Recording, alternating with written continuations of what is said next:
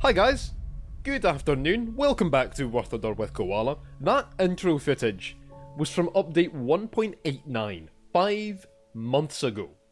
That's how long it's taken me to cover one of my favourite vehicles in this entire game right now.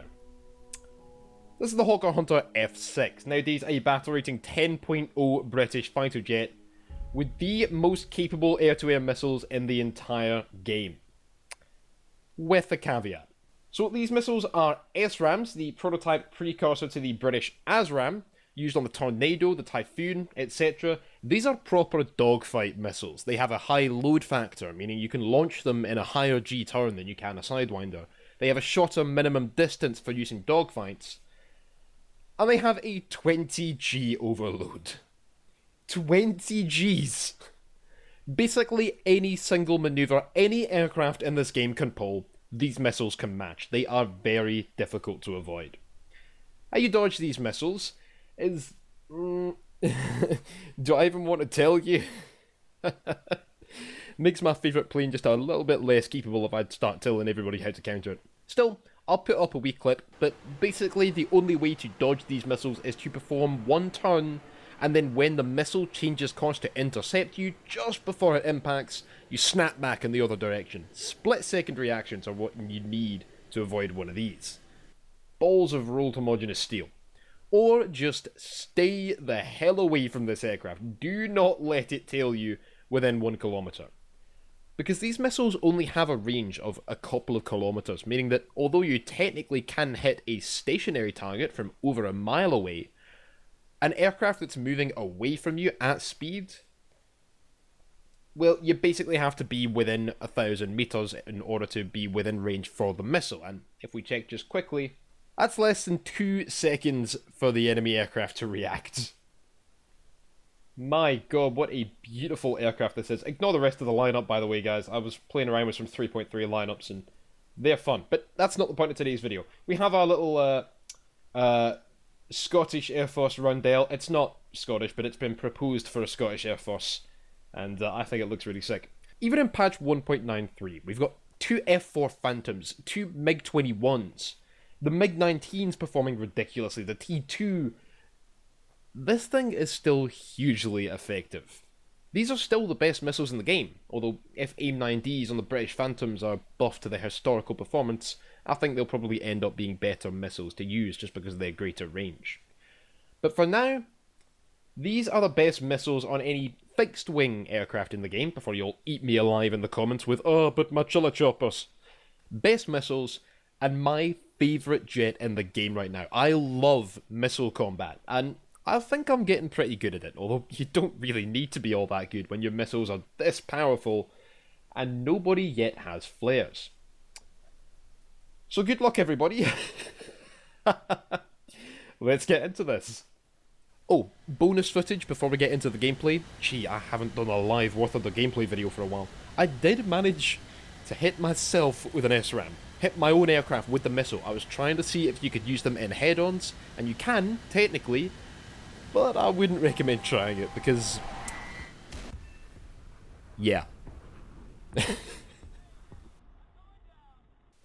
Alright, let's see. MiG-21s, F5s, FGA-9... Okay, we're 9-3 to 10-3. 10-3, that feels good to say. Thank you, Gaijin. So, some of you might be wondering, if this is your favourite aircraft, Koala, why is it taking you 5 months to cover it? And that would be, that would be this. You see those two flaps under my wings? Yeah, there weren't two last updates. Gaijin, what are you doing? Okay, so... that's the FGA-9 there. What we're going to do this game... Oh, God. It has been... Has it actually been 5 months since my last live gameplay? That was... It was the Leclerc, right? Which... The Leclerc came out the same patch as this aircraft. My goodness. I don't know why, but just the little things like that, the flaps. Only one flap was working, by the way, if you didn't actually know. I'm sure it's all over the internet, you can go and find it, but there was only one flap, the left flap on the aircraft, that was actually modelled visually.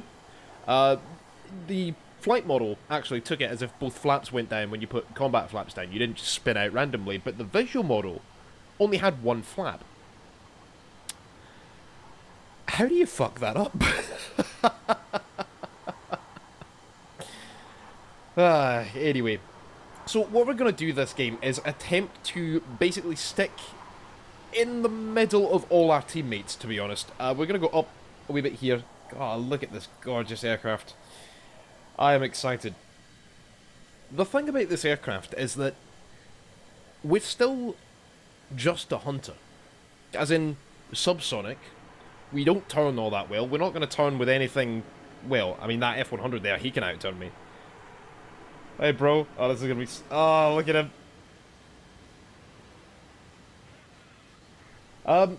But we are still just a hunter. We're not all that capable in airframe at this stage of the game. It's these missiles that kind of make us a 10.0 worthy aircraft. In fact, without them, we'd be a 9.0 aircraft. Even with the performance boost over the F1. The F1 is not a very good 9.0. But these missiles, all we have to do... Here's a hunter. That's going to be either... There, it's an F9. Nah, I couldn't get the... See, there's... If I was in an F4 Phantom even, he'd be dead right now. Let alone F100 or T2 or something. MiG-21. MiG-19. Anything. Anything we're going to see at this kind of battle rating level is going to be more capable than us as an airframe. But all we have to do is get within 1 kilometer. And we have, like, the most ridiculous kill chance. And if I can catch up to this guy, we are going to kill him. Someone's launching missiles at him. And there we go, the Super Saber takes him out. Alright. So all we have to do is wait for an aircraft to not be flying in a straight line. Somewhere underneath us. I do like playing this aircraft from altitude. There's a Phantom here. And you're dead. Goodbye. Talks to you. Dead. Oh.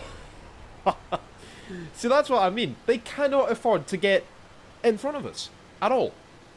It's insane. Really, you just have complete area denial as long as you are looking at somebody. They have to be wary of you. This F100, vastly better performance than me, and he's dead anyway. Never mind. But any jet, regardless of their top speed, as soon as they put themselves... Okay, goodbye, Sabre. This guy's already dead. Fox 2, my kill. It's very satisfying. But any aircraft, doesn't matter their speed, as soon as they put themselves into a situation whereby we can get within 1 kilometer of them, that's it. As long as we're trailing them behind, there are very few aircraft that can reliably dodge these missiles, if you use them correctly, which is not as simple as it might sound. Right, now, if we get within range of the T2, but he's kind of able to treat me as his priority right now, we might not be able to get this chance. I don't want to risk that. No, that's going to miss. I've been seeing people complaining about these missiles not being quite as reliable as, well, they are on paper. And honestly, I'm not seeing it. These missiles are insanely effective for me. I don't get what people are complaining about, but I think I understand why. These are dogfight missiles. These are not sidewinders. You can't use them as sidewinders. You have to lead these missiles. And hopefully I can show you what I mean here. We're going to try and re-engage his T2, but I think he's just going to run. Yep, last player left. Oh my goodness, we've lost 4 players. Oh my god. This thing affects a battle in such a strange way. But you have to lead these missiles. Now that sounds strange, leading a missile. The whole point of a missile is to, you know, kind of, you launch it off and it does what it does. Not these things. They're too much of a close quarters weapon system, and what you have to do is essentially get that inner circle locked on a target, but then lead for it further towards the direction it's travelling in. And you'll see me do this, and I'm sure if you're paying attention you would have seen me do this already. But you gotta not try and put your cursor directly on the aircraft. Once that missile is locked up and it has that target locked, you have that whole big outer circle where you can feel free to move your cursor. And as long as that aircraft doesn't go outside the big circle, you will remain locked. So lead for them, and the missile will curve back in when it contacts the aircraft. It's called a recurve, which means you never get those missile crits, and you will never have them miss. It's very, very difficult to dodge if you do that. I mean, what I was saying in the intro about... Okay, we might get a shot here. Missiles wouldn't have worked then. That was just embarrassing. That should have been an easy shot. Oh, I just noticed my decals aren't rendered correctly on the other side of my wings. That's a shame. But I've been seeing people complaining that these missiles in and of themselves are not infallible enough to render a 9.0 aircraft 10.0 worthy. It was Spitfire, actually. And I see him playing this aircraft and not using the missiles correctly. Don't use them like AIM-9s. That's the best advice I can give you. These are not AIM-9s, they're not for the same purpose. And the aircraft is not for the same purpose as like a Super Sabre or something. You're not chasing anybody down, that much is for sure. You can see this T2 just leaving us in the dust. Leave the Phantoms, T2s, F100s to chase aircraft down. Leave those aircraft like F100s to do the primary dogfighting. You're a different kind of aircraft. And you're not the kind of aircraft that's going to be effective in a situation like this. He's just going to turn this into a battle of speed, which I am never going to win. And of course he has to. Nothing else he can do. I'm not salty at this guy yet. Let's put it that way. If he keeps running for the next 10 minutes, then it's going to kind of piss me off. But, you know, kind of has to do this right now. So our job right now is going to be to go back, land, repair, and load up some bombs and see if we can go at least make sure that our team is going to win this game if he tries to time us out. Now, here's one rather annoying problem with the Hunter F.6. And that is landing the bastard. Because unlike basically every single aircraft at this tier, we don't have a drag chute. That we could, that's a modification that could come to the aircraft as the Hunter F.6A. The literal only difference was the ability to carry different underwing fuel pods, which we don't have anyway, and a drag chute. And I feel like we should get this, because an aircraft like this, we are landing it way more quickly than we need to. It's not actually a difficult aircraft to land. We might not make it here. I might just go for the go-around, actually.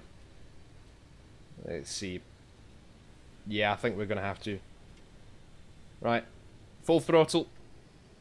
But we could very easily have made this landing if we just came in at a much lower speed. It's not like a Phantom. You don't have to land the thing at 350 kilometers an hour. You can come in at 280 perfectly fine. And then you'll stop in time pretty easily. But that makes you vulnerable for a lot longer. And the landing procedure takes... Oh my god, is this guy seriously coming in? The landing procedure takes a lot longer as well. And an aircraft like this relies completely... Oh, he seriously is launching missiles at me too. You cheeky mother... No, you don't. You can't make that turn. Nope. Unfortunately, I can't reverse him here. I turned too far out, and yeah, he's already out of range. But an aircraft like this that relies completely on its missiles needs to be able to land and reload them as quickly as possible, because landing right now in top-tier jets is almost suicidal. I mean, aircraft can cross from spawn to spawn, from runway to runway, in like 30 seconds. I mean, you saw that guy. We thought we were safe to go in for a landing, and then by the time we've made it to the other end of the runway, he's already within engaging distance. That's ridiculous. We need way bigger maps for aircraft like this. This is a map that you see at like battle rating 3.3. And it fits there. We need bigger maps than even Afghanistan for aircraft like this. Because how long does it take to cross from runway to runway in a BF-109? Like 6 minutes, right? Why do we not have maps where it takes about that long to do it in top-tier jets as well? That would make landing actually, you know, reliably safe. But right now, and even if it was reliably safe, you need to be able to do it as quickly as possible. And I know people are going to bring up airfields. Just make more realistically sized airfields with longer runways so we can come in faster and still brake in time. But that doesn't help. Not completely. It needs to happen. But that's not the end of the issue, because we still need to be able to turn around the aircraft as quickly as possible. And the Hunter F.6 can't do that without a chute. And there goes the T2. Alright, GG. But I think a drag chute would make a lot bigger difference than you might think with an aircraft like this, because it shortens your landing and, you know, turnaround time of the aircraft by like 35 seconds. That's a big deal. Alright, we're in range, so lock, lead. Ah, screw it, just launch. That might crit. Hey, no, we got the kill. Damn, he's... I don't think he ever saw that coming. So I was not going to be able to lead for that one, but it turns out it didn't need to anyway, because he would have been out of range by the time I kind of put the cursor in front of him. Alright, is that... Yep, we have some salt from the missile kill. Okay. Oh, who's this guy? MiG-19, alright. We may be able to get in range here. There we go. Box, dude. Someone's trying to launch missiles at us. Someone's behind me. Ah, we didn't quite have the range on that one. Why means a Phantom. And a T2. Right, the Phantom's disengaged. So this is what happens at the Hunter when you're not the one dictating the terms of the engagement. We're going to warm up these missiles early. This guy overshoots me, he's dead. Here he comes. I wonder what the Scottish is for. Omae wa mo shinderu. Nani?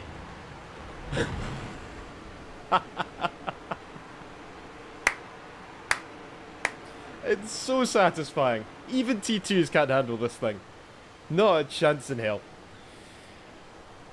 Now, admittedly, he did have my teammates to worry about in that engagement, so he wasn't completely free to just engage us on his terms either. But we were not controlling... Okay, here we go. Am I getting range here?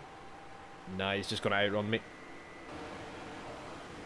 But he was much more capable of controlling that engagement than I was, and there's still nothing they can do. MiG-19s. That's the only problem plane I have to deal with in the Hunter. And that's only when they start the engagement. If you have other teammates for them to be tied up with, like we do here, this is the situation we wanted. And back to hangar. Thanks for playing, comrade. Yeah, you don't have to lead them all the time. they're still extremely capable missiles, even if you just put the cursor on the aircraft, launch one off, and it's going to hit 90% of the time. It's going to kill 80% of the time. That's still pretty good. That's better than an AIM-9. But if you are willing to put in that little bit of effort to set up your engagement in such a way that you can lead for the aircraft, we're not going to get a shot here, I don't think. No, he's going straight towards me. Oh, you what? Oh, we're having ping issues. I saw those rounds go through him. Oh, okay, there we go. There's a crit. Jesus Christ, almost get hit by the friendly round set. Right, what's this F5 going to do? He's come for a head-on. We're not going to take that. And there's no reason to. I have every advantage right now. What's teammates? That's a friendly missile. We're not going to worry about it. Now, we're reduced to guns for this engagement, but luckily what we're fighting is a brick. Still, if he gets the opportunity to extend, nah, he's dead. But Potato shooting right here. There's his hit. There, and yep, beautiful. Beautiful. And we didn't even get shot at this entire game. How fantastic is that? 4 kills. Would have liked to make it 5, but unfortunately that MiG-19 just... Ah well. I'm not going to complain about 4 kills. Pretty easy kills as well while I'm sitting here having a discussion. There goes the F5. And I think that's... Where's the last guy? I don't know.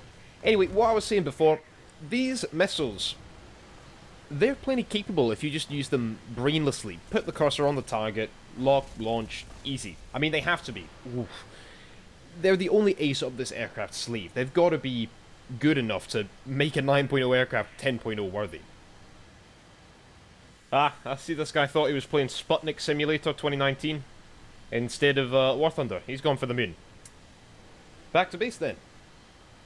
But if you put in the additional effort to use these missiles properly, leading them, thinking about that recurve, it's almost like switching on manual engine controls for an aircraft you know really well. It just boosts their capabilities so noticeably. When you're already at kind of the roof of their performance, then you start using these extra tricks up your sleeve and they just... You'll notice the difference. Well lads, as much as I would love to keep playing the Hunter for another 5 hours, that's going to be it for this one. I'm sure it will get old, the whole 20G missile thing, eventually. Eventually that high, when you know it's tracking well, you're gonna get a kill, that'll begin to die off. And honestly, once we start seeing aircraft with flares and with AIM-9s that have a 20G overload or higher, I don't think I'm going to enjoy them quite as much as I'm enjoying the F.6 right now. This aircraft sits in a very nice spot where your job is to come in, aircraft are much faster than you, you come in, you deal with hostiles that aren't ready for you, and get out with that insane Hunter energy retention. Now, a lot of aircraft are meant for that kind of playstyle. I mean, it's kind of the role of a Tempest, for example, or an LA-9. But at top tier, it's very difficult to pull that off reliably. Closure rates are enormous for one. MER is crap for a lot of aircraft, T2, MiG-21, etc., which means they change course extremely quickly. And getting guns on target for snapshots can be very difficult in an aircraft that's not so responsive like the Hunter is. The MiG-21 has the opposite problem. It can't get guns on target. It can get gun on target. But with the F6, you don't need to be exactly on target because you don't need your guns. You just need to be somewhere behind the enemy, within a kilometre, lock, lead, launch a missile, and 98% of the time, whatever's in front of you is gonna die. Dogfighting far superior aircraft because your weapon systems are equipped to deal with them. Oh, and please remember that lead part. You have got to recurve these missiles back in. Otherwise, they're either going to be evaded by an aircraft like the T2, J7, aircraft with a ridiculous AOA, or they're going to detonate too far behind the aircraft and may not result in a kill. Those are the two big complaints I hear about the SRAMs. They don't lock quite hard enough to be the be-all and end-all of the aircraft, and they don't always kill. Well, use them like this, lead them like I show you, and these SRAMs are almost completely infallible.